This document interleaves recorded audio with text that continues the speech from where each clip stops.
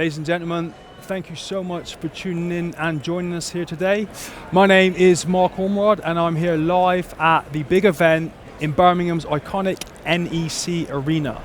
Now today I'm going to be joined by Jim Wood, the powered wheelchair and scooter specialist at Motability Operations, and Jim's going to be talking us through some of the innovative technology that is available or will be available in the future in the world of powered wheelchairs and scooters. Jim, thank you so much for joining us here today. Pleasure. Now, looking around, there are some impressive bits of kit on display. Yep. I've had a look for the last 30, 40 minutes in the background. Some of this stuff I'm familiar with. As a disabled adult, I've seen some of this stuff before, but some of it I haven't. So if it's okay with you, would you mind walking us and talking us through some of this bit of kit and then explaining what it does and who it's for? I'd be happy to, Mark. So, yeah, as you touched on, what we brought with us today is a load of products that are really innovative, unusual. They're not currently available on the Motability scheme, but we want to raise awareness and we hope to make them available in the not too distant future. Very different, they all have very different functionalities and provide very different solutions, but yeah, if we walk through them, I think it will be an interesting bit of insight. Okay, so this is one of the ones that I kind of have seen before. Yep. You know, blipping around malls and shopping centres, more of an urban area. So who is this ideally suited to? So this effectively is a solution that allows a super lightweight active manual wheelchair to be a kind of hybrid solution. So you've got a powered solution that goes on the front. Super lightweight, so that front power add-on, this is where the battery's hidden in the tube here, weighs 7.5 kilos. So you're not going to get anything lighter than that as an attachment that, as I say, changes a manual wheelchair into a powered wheelchair when you want it to be. Mm-hmm. So you get the double benefit of the most flexible and manoeuvrable solution when you're in your home, for example. Your manual wheelchair, you don't need the additional assistance, but you can really easily clip this on the front when you want to go out and about. It's very definitely an urban city solution. It's not an off-road solution. You get off-road types of these, but this is your compact, super lightweight, super simple solution. And how does that attach? Is this manual? You have to do it manually? So now you're testing me. I thought you might do that. So it's nice and simple. You just nudge the product forward a little bit, lift this clip, and you're off. Oh wow, that's simple. And there's your 7.5 kilos. See if you can manage that. I can just about manage that. Just about manage that. So that is, you know, it's got batteries in there. It's got a motor in the bottom as well. So to be that lightweight is you know, impressive. Does that take a long time to charge? Charging time will be, obviously it depends on how much you've used it, but it will be a couple of hours will be sufficient most of the time, it depends. And what kind of battery life would you get out of a full charge? So, well, it's more about range. So with all mobility scooter type products, if you go up hills, you go down hills, you use it up quite quickly, but this, you're about 10-mile range from it. Oh wow, so more than enough to go shopping and do daily chores with? Yep, absolutely, absolutely. The most important question. Yes. What kind of speed can you get out of this thing? So the law of the land says that these kind of products, any mobility scooter powered wheelchair, can only do 4 miles an hour on a pavement. So they will have switches that can limit it to 4 miles an hour on the pavement. Yep. They can potentially do more, but that you're into the realms then of private land and stuff like that. But on a pavement, the legal limit is 4 miles an hour. That's the same for any of these products on all of our stands. Gotcha. Now you said this one wasn't designed for going off-road. Yep. This one looks like it is. This one I suspect may have some sort of off-road intent behind it. So the product we just looked at is a Sunrise Medical product. This is also a Sunrise Medical product. Okay. It originally harked from Australia, so you can imagine where that's the sentiment and the off-road comes. So this is a Magic Mobility Extreme X8, so it's telling you everything straight away. Great big knobbly tyres. It is unique in market that it's a 4-wheel drive product. Mm-hmm. So it's got a motor on all 4 wheels, 4-wheel drive. Absolutely, this is designed to go sand, tracks, bridleways, I guess, in this country. It is very unusual, very unique. You'll have some products that are more designed to be off-road, but this is absolutely all about being off-road. So the first thing I think when I look at this is, you know, taking it into a forest, maybe riding bike with the kids, dog walking, that kind of thing. The terrain there is generally damp, muddy, that kind of stuff, and there are hills, there are inclines and declines. What kind of limits does this thing have when it comes to inclines? So ultimately, it sounds crazy, but you're probably more likely to get to a position where it's going to tip over than not be able to handle it through its power. Okay. So the drive and the power it's got in the wheels, it can basically go up anything, but the laws of physics say that if you turn something too far onto its side, it will eventually tip over, Absolutely. and if you turn something too far on its end, it will eventually tip over. You would have to be doing something pretty extraordinary to turn this over, because it's the weight, the great thing about mobility products is the weight's all at the bottom. You've got the motors at the bottom, batteries at the bottom, so they are as stable as you can get, so you probably feel you were going to have some sort of issue before you actually did. Gotcha. Now, I think with a lot of different things in the disability world, preparation is key. Yep. If you were to take this out, to walk the dog, maybe take the kids or the grandkids to the forest, what kind of battery life could you get out of this one? So again, it's going to be very much dependent on what sort of circumstances you use it in, but it is a big product, it is heavy, and it has got four-wheel drive, 4 motors, so it's going to use power more than some of the lightweight stuff, but it's got a usable range of about 10 miles again. Okay. If you're on a beach, you're going to get lost a lot less because it's going to be spinning the wheels and everything else. If you're on a pavement, for example, you'd get 12, 15 miles, but 10 miles is a sensible estimate, which is not an insignificant distance to be able to travel. Absolutely. Now, this is the one I've been looking forward to talking about. Yep. This is the one that caught my eye from the beginning. Looks very futuristic. Yep. Very my cup of tea. Who is the manufacturer of this, and what's this one about? So this is a very new product. So this is manufactured by a company called Jenny, who are from Switzerland. It's not been released to market yet, so we're very pleased to have it here today. It is a self-balancing gyroscopic product, so I guess traditionally one would refer to it as a Segway product. Yeah. It's not Segway as it happens, it's a unique gyroscopic motor system, but yeah, so it's a product that is really fresh, really new. It won't be for everybody, but I think we should hopefully be able to prove how intuitive it is. It's very clever in terms of its ability to measure your body positioning and weight and self-balance. Okay.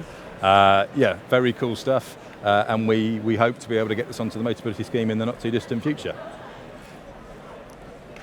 Can I have a go? I don't see why you can't have a go. I promise I'll be careful. You be careful, we've got a bit of space, I'll watch myself. Okay, let me just put this down. So I just approach it like I would. It's not going to tip over, is it? It's not going to tip over. Right, okay. It's got all the safety features you would expect. So it's got, at the moment, a stand on the front and a stand on the back, so it's not going anywhere at all. Okay. So that's obviously to facilitate you getting yourself onto it. Oh, then nice handy handle. Handles at the side. And then it's all about getting yourself in the right position, getting yourself back in the seat, getting yourself comfortable. Okay, I'm in. And once you're in and you've got your legs comfortably positioned, now what? You're going to slide the control to raise the tiller. Swipe up on it. Swipe up on it. Oh, here she comes. Watch yourself. It's pretty cool. Then you're going to press the button in the middle to flip out the handles. Yep. Okay. Okay. So that effectively is nice and simple. By having a tiller, there is a possibility to have products that you do it all by your body, but it's quite. You really want to have more control on that. So by having this tiller, it just gives you that much more confidence that I'm more than happy that you should be able to get away with this product. First time, it should be fine. Okay. So now you want to press the button to effectively allow the product to measure where you are, and then the legs will come up and you will be self-balancing, like magic. This button? Yep. But does my body have to be in a certain, if I'm too far forward, is it going to shoot? It would identify where your body was and find its balance, and then you're ready to go. All right. Trust me. All right, I trust you. Okay. Right, okay, ready?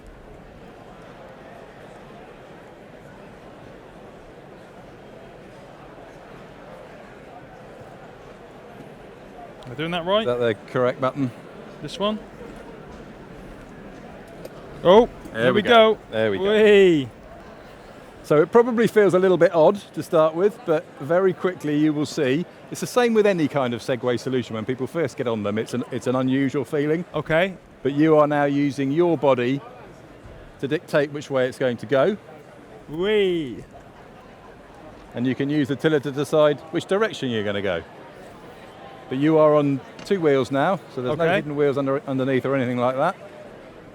Just like driving a car. How does it feel? It's actually pretty nice. Yeah? And turns pretty nice too. You're following me now.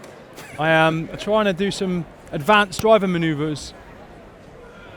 And the great thing with any sort of two-wheel product is you should be able to get it to spin on itself. So it should effectively, by just maintaining a central position and pushing. Oh wow, that's one finger. That's one finger. No strength required. So theoretically, of course, it can go backwards, as you've already demonstrated, but it should never need to go backwards because the footprint of that is not much more than you standing up. Right. Whereas a scooter or anything like that, you've got to deal with that. Big so it's compact on itself, and you can just spin around. So you shouldn't really ever need to go backwards. Yeah, this is great, and it's seriously lightweight, easy to use. Anyone with a bit of core strength could have a great time. And you know, we're demonstrating how intuitive it is. You know, absolutely. It's something that for most people, it's a bit of confidence, a bit of getting used to that. When the legs first come up, it feels a little bit strange. Yeah. But very quickly, you become quite confident. I'm centered, I'm focused, I'm balanced, feeling a lot more confident than I was 15 seconds ago. Yeah. Oh, this is amazing. I feel like I want to take it for a bit of a bigger test drive later. Yeah. How do I stabilize myself now then? So if you press that the middle button again to get the legs to go down. Easy as that. Legs are down. It's now not going to go anywhere at all. So you would reverse the process to put the handlebars back down, and you're done. Oh, and then I'm assuming I'll swipe down to put this down. Swipe back down. Amazing. Clever, hey? This is really good. So I think from an innovation point of view, this is about as cool as it gets. And as I say, very excited to have this at the show. And I can see once you get a bit of confidence in this thing, because it's so agile and intuitive, you can get into so many more places than you could have before in a traditional scooter. And it becomes second nature. You'll find yourself just not even really being aware that you're doing anything, but you're just gently moving around and talking to people and whatever else. So it's clever, very clever. Now the tyres on this, it's kind of an in-between of these two. Yep. So where is this designed for, and what are kind of its limits? So I think you pretty much hit the nail on the head there. It is in between these two. It's not going to go on sand easily. It would clearly manage an urban environment without any problem at all. I would suggest this would manage tracks, grass when it's not too wet. Yeah. But you have to be understanding of the sort of the conditions you're in. I mean, this is a very early product example. I wouldn't be surprised if there will be options in the future for off-road tyres, for example. I'm sure that will be a development that would allow you to go further. There was a previous version of this in the past that definitely had different tyre options to extend the range of places that you could go. Okay. But it's clever. It's got sensors that will know what sort of hill you're going up and prevent you from extending yourself. It's clever stuff. I've had a go on one of these as well, on gravel and rocks and stuff. I didn't fall off. Oh, I think this is my favourite one so far. Yeah? We've got one more. We have got one more. Do you mind if I stay here, by the way? You stay there. That's absolutely no problem at all. I will probably move around to this side. This one looks similar to the one we looked at to begin with. Yep. Just a bit more heavy duty. Yeah. So, is that accurate? It's definitely accurate. There are, the range of these products. You look at the front wheel and you know that is a city solution. Yep. It's not going to go off-road, etc., etc. And you'll move up to this, which I would suggest is probably middle of the road. There are other versions of this where the diameter of the wheel will be even more. It'll be even thicker, and it will have off-road motorcycle type tyres on it. So you know what you need your product to do, and then you choose a solution. But yeah, so this is a product from a company called RehaSense. So you absolutely spot on. You've got a manual wheelchair, and then you've got your front powered on. It's much beefier, much bigger, heavier battery, so it can go further. Yep. The really clever thing that Ian's demonstrating is it's got an automated system of attaching this product to the chair. So for some people, latches, catches, pushing it up and on, like we had to do with the little one, which 7.5 kilos, that's not a challenge, is more complicated. This is unique in market. As you just saw, it automatically measures where the chair is. It does that clamp first and then sees what the other one's feeling like. Then it automatically attaches the other, and then it lifts it off the ground. So it's lifting the casters off the ground. So you've got your 3 pivot points with the front wheel and the 2 back wheels, and then you've got a really manoeuvrable solution again. So again, this is in our innovation area because it's very different, very unusual. A lot of people wouldn't need that kind of solution, but there are definitely people with strength issues or whatever it is for whom this is brilliant, because you get home and effectively it removes itself and you've got your manual wheelchair again. Clever stuff. this is clever stuff. It's super exciting too. I often think of these things as I age, and need to use a chair more often than I do now. I think what's going to be available in the future, is it going to be fun, easy, lightweight, manageable, and from what you've shown me here today, it absolutely is, and it's exciting. Yep. So Jim, thank you so much. My pleasure, Mark. Giving us your I'm time. glad you enjoyed the Jenny. I'm taking this. You're going to give it back? No, No. I'm taking this with me. But Jim, thank you, man. I've learned a lot. I hope that you at home have learned a lot, and please stay tuned, because we've got plenty more of action coming from our live stream over the next 2 days.